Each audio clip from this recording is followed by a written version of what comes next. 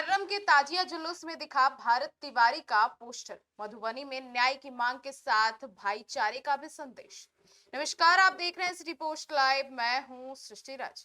बिहार के मधुबनी जिले में मुहर्रम के अवसर पर निकले ताजिया जुलूस के दौरान एक ऐसा दृश्य देखने को मिला जिसने लोगों का ध्यान अपनी ओर खींच लिया।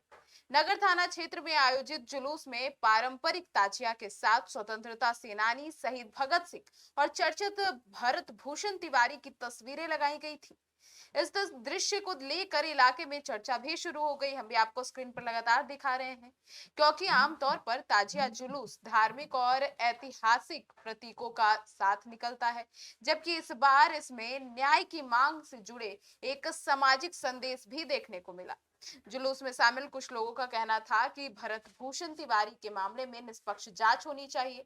उनका आरोप था कि भरत तिवारी की पुलिस मुठभेड़ में मौत हुई थी। जी हाँ, जैसा कि अभी सिटी पोस्ट लाइव लगातार इस पर अपडेट्स भी लेकर आपके पास पहुंच रहा है। अब पूरे मामले की सच्चाई सामने भी आनी चाहिए। उन्होंने इसे अन्याय का मामला भी बताते हुए कहा कि यदि किसी व्यक्ति ने कानून का उल्लंघन किया है तो उसके खिलाफ कानूनी प्रक्रिया के तहत कार्यवाही होनी चाहिए, लेकिन किसी भी मामले में निष्पक्ष जांच और न्याय सुनिश्चित होना जरूरी है। जुलूस में लगाए गए पोस्टरों में भरत भूषण तिवारी की तस्वीरों के साथ शहीद भगत सिंह की तस्वीरें भी थी। कुछ लोगों ने भरत तिवारी को शहीद और क्रांतिकारी बताते हुए उनके लिए न्याय की मांग भी कर दी। हालांकि यह ध्यान देने योग्य है कि भरत भूषण तिवारी को शहीद या क्रांतिकारी घोषित करने की कोई आधिकारिक या न्यायिक पुष्टि नहीं हुई है। ये वहां के लोग जिनके लिए वो काम करते थे, वो लोग उन्हें एक क्रांतिकारी के रूप में देख रहे हैं। सोशल मीडिया पर उन्हें एक क्रांतिकारी के रूप में देखा जा रहा है। अब ये जो जुलूस है, इसमें शामिल कुछ लोगों की राय और विरोध का तरीका भी था। जी हाँ, मुहर्रम के इस आयोजन के दौरान कई लोगों ने सांप्रदायिक सौहार्द और सामाजिक एकता पर भी जोर दिया। उन्होंने कहा कि मुहर्रम केवल शोक और बलिदान का प्रतीक नहीं है, बल्कि अन्याय के खिलाफ आवाज उठाने और इंसाफ की मांग करने का भी संदेश देता है। इसी भावना के तहत उन्होंने न्याय की मांग की प्रतीकात्मक रूप से जुलूस का हिस्सा बना दिया।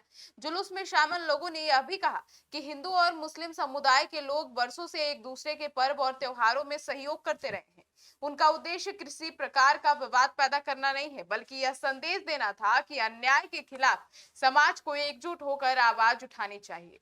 उन्होंने सभी समुदायों में शांति, भाईचारे और कानून के दायरे में रहकर अपनी बात रखने की अपील की है। भरत भूषण तिवारी का मामला पिछले कुछ समय से बिहार की राजनीति और सामाजिक चर्चा का विषय बना हुआ है। इस मामले को लेकर विभिन्न राजनीतिक दलों के नेताओं, सामाजिक संगठनों और स्थानीय लोगों की ओर से समय समय पर निष्पक्ष जांच की मांग उठती रही है। हाल के दिनों में इस प्रकरण को लेकर भी कई प्रदर्शन, धरना और ज्ञापन भी सामने आए हैं।